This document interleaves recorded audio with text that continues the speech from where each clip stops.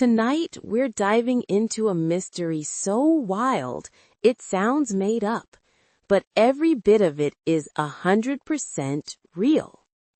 Imagine this. You wake up in the middle of the night because the walls around you are groaning. The floor is tilting under your feet. Somewhere in the dark, wood is cracking like distant thunder. You rush outside and realize your house is not a house at all. It is a ship frozen in a solid white ocean in the middle of Antarctica. And now the ice is crushing it. Not a movie. This is a true story. The story of 28 men who walked willingly into the coldest, emptiest place on Earth, got trapped for almost 2 years, lost their ship, their mission, and every connection to the outside world. And still, every single one of them survived. No phones, no GPS, no rescue helicopters, just one leader, one impossible environment, one terrifying question. How do you keep 28 human beings alive when the entire planet has basically forgotten you exist? This is the story of Ernest Shackleton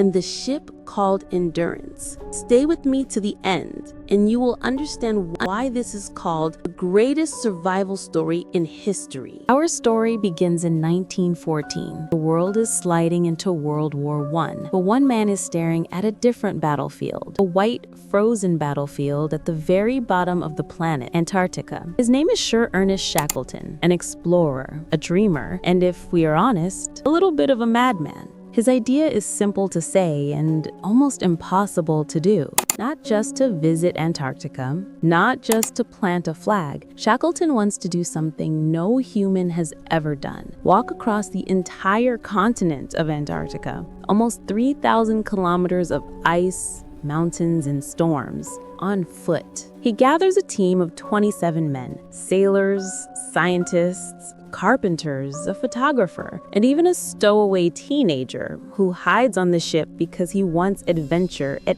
any cost. The ship's name sounds almost like a prophecy, Endurance. They sail from England, then to South America, and finally to the last human outpost before the white emptiness, South Georgia Island, a lonely whaling station in the South Atlantic. There, weather-beaten whalers pull Shackleton aside and warn him, "This year, the ice is worse. Do not go. It is too dangerous." Now pause and picture this. You have raised money, built a team, prepared for years, and the last people you see tell you, "Turn back. You're going to die." What would you do? Shackleton looks at the ice, looks at his men, looks at his dream, and decides to continue. It is a decision that will destroy his expedition, and at the same time, reveal who he really is as a leader.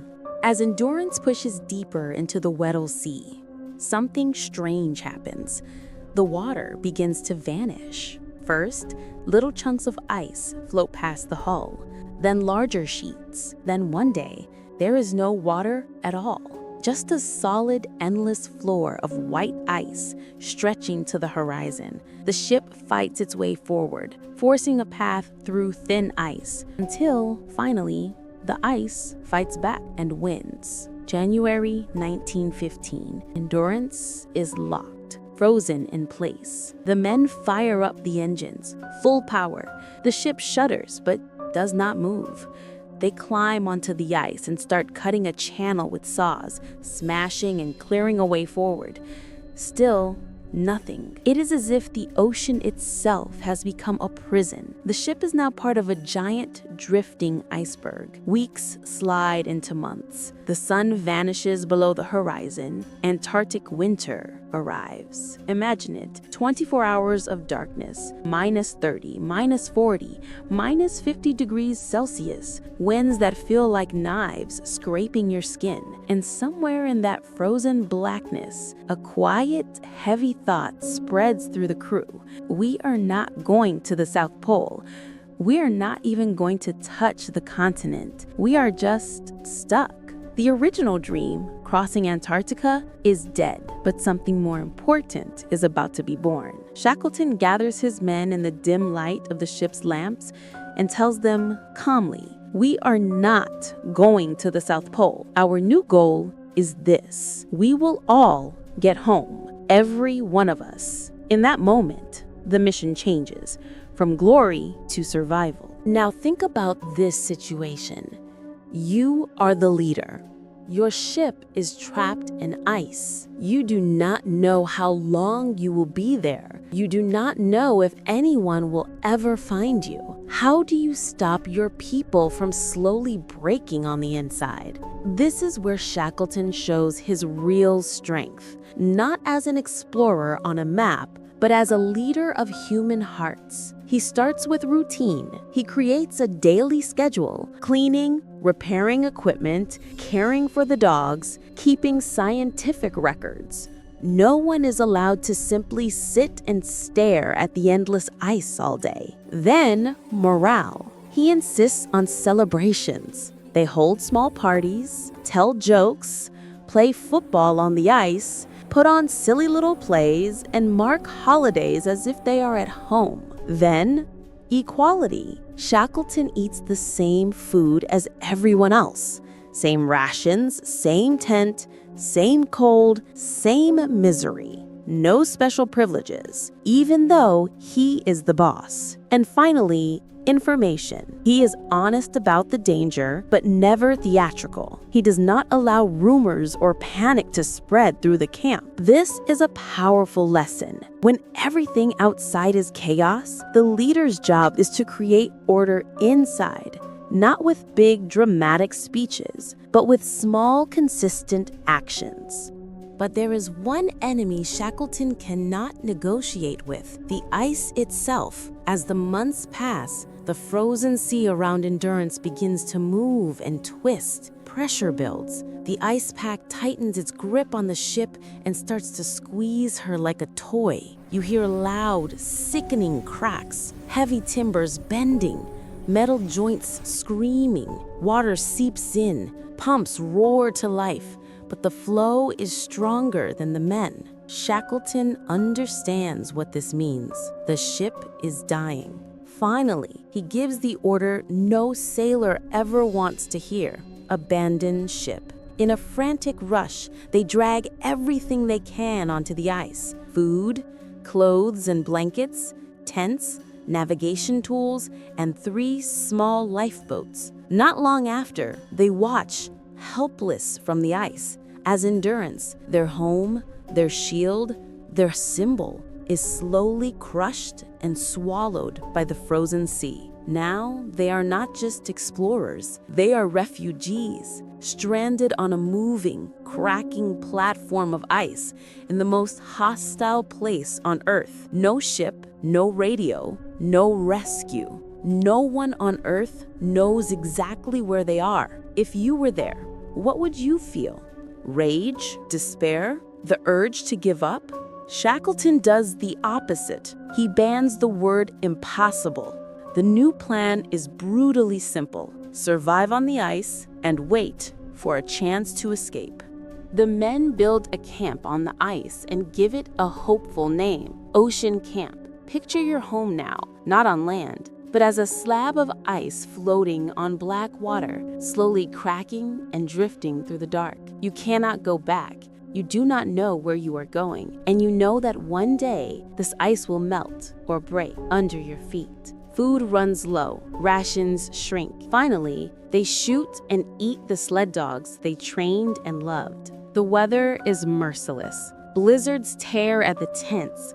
The cold gnaws at fingers and toes. There is no real shelter, only layers of fabric between them and death. But Shackleton guards one thing like treasure: their minds. He walks from tent to tent, talking, listening, joking. He notices who is slipping into depression, who is angry, who is afraid, and he spends extra time with them. He knows that if morale dies, the body is not far behind. Months pass. The ice carries them slowly across the sea, a ghostly island drifting through darkness. Then one day, the island itself begins to tear apart. Cracks twist through the ice beneath their camp. Gaps of open black water appear. Staying now only means one thing: being swallowed by the ocean. Shackleton sees one desperate option left. We leave, now, in the boats. Think about these boats for a moment. Open lifeboats. No cabin, no engine room, no protection from waves the size of buildings. They cram all 20 men and as many supplies as they can carry into 3 small boats and push off into the freezing, raging sea. For days, they battle monstrous waves and screaming winds. They are always wet. Salt and ice burn their faces and hands. Many are seasick. Sleep is a luxury. Guided only by rough navigation and a brave navigator, they aim for a dot on the map, a desolate scrap of land called Elephant Island. Somehow, through endurance and luck, their frozen little boats scrape against the rocky shore. For the first time in more than a year, all 28 men stand on solid ground. They cheer, they laugh, some cry openly, but slowly the joy fades. A new, chilling truth settles on them. No ship ever passes here by chance. No one knows they are on Elephant Island. If they just wait, they will die here. Shackleton understands they need a miracle, or they must create one. He chooses the strongest of the 3 lifeboats, the James C. Caird, and handpicks 5 men to join him. The plan sounds insane. Sailed 1,300 kilometers across one of the most violent oceans on Earth in a tiny, open boat to the whaling stations of South Georgia Island, the same place where he had once been warned not to go forward. They strengthened the boat with extra wood, build a low, makeshift deck, pack food, water, and a few precious instruments. The remaining 22 men watch in silence as their leader climbs into that small boat and turns toward a horizon of gray waves and dark clouds. Before he leaves, he makes them a promise. Hold on, I will come back for you. If you were one of those men, would you believe him? The voyage of the James Caird is almost beyond imagination. For about 2 weeks, the boat is hammered by waves, some as high as buildings. Freezing spray covers everything in ice. They have to stop and smash the ice off the boat just to keep from capsizing. Their clothes never truly dry. Sleep comes in short, miserable bursts. Hunger is constant. The cold bites right through their bones. Navigation is a nightmare. The sky is usually choked with clouds. They depend on rare moments when the sun peeks through, just long enough for a quick reading with the sextant. One bad calculation, one missed angle, and they will sail past South Georgia into empty, endless ocean. But somehow, against the odds, a dark shape appears on the horizon. Land, South Georgia. They have made it. Shackleton chooses 2 men to go with him.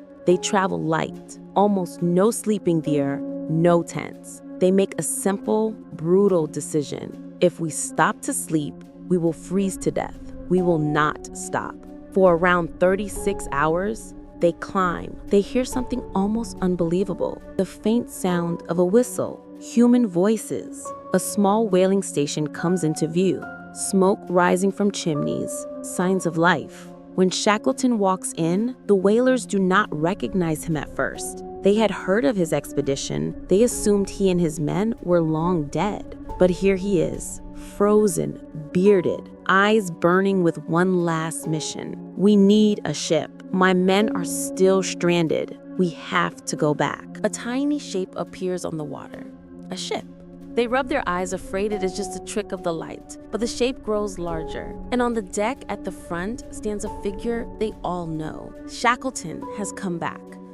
He climbs ashore and starts counting them, not casually, but urgently. 1, 2, 3, all the way to 22. Every single man who waited on Elephant Island is alive. From the 28 men who left on the Endurance, not one is lost because of the disaster. So what do we really learn from this story? This is not just a tale about ice and ships. It is about how to lead, how to survive, and how to redefine success when life crushes your plans, just like the ice crushed the Endurance. First, success can change. And that is okay. Shackleton started with a dream of glory, but when reality shattered that dream, he was brave enough to change his definition of success. From I want to be famous to I want my people alive.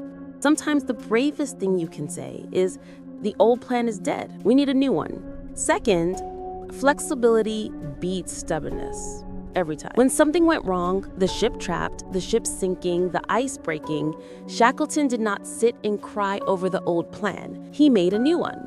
If your job, your business, your relationship, your project is failing, clinging to it blindly is how you sink. Adaptation is how you survive. Third, morale is a survival tool. On the ice, it was not just the cold that could kill them. It was hopelessness. Shackleton fought that invisible enemy with routines, jokes, fairness, and presence. He understood that humans do not just need food and shelter.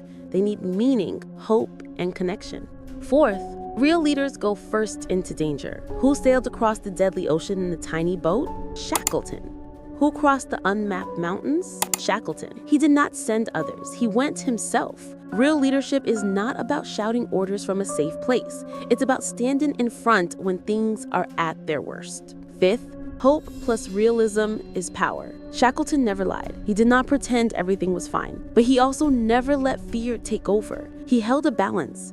Yes, we are in danger, but yes, we still have a chance, and we will take it. Most of us will never face minus 50-degree winds, or collapsing ice floes, or a ship being crushed under our feet. But we do face something similar. Plans that collapse, jobs that disappear, businesses that fail, relationships that sink beneath the surface. In those moments, remember the men on the ice. Remember the ship called Endurance. And remember the leader who decided that no one gets left behind. When your own endurance is crushed, when your perfect plan sinks beneath the ice, you still have choices. You can give up, or you can do what Shackleton did. Change the mission, protect your people, keep moving, and refuse to let the story end in disaster. Because sometimes the greatest achievements in life aren't the ones that make you famous. They're the ones that make sure everyone you're responsible for comes home. Want more dark, mysterious stories? Smash that like button, subscribe, and turn on the bell so you're always in the loop.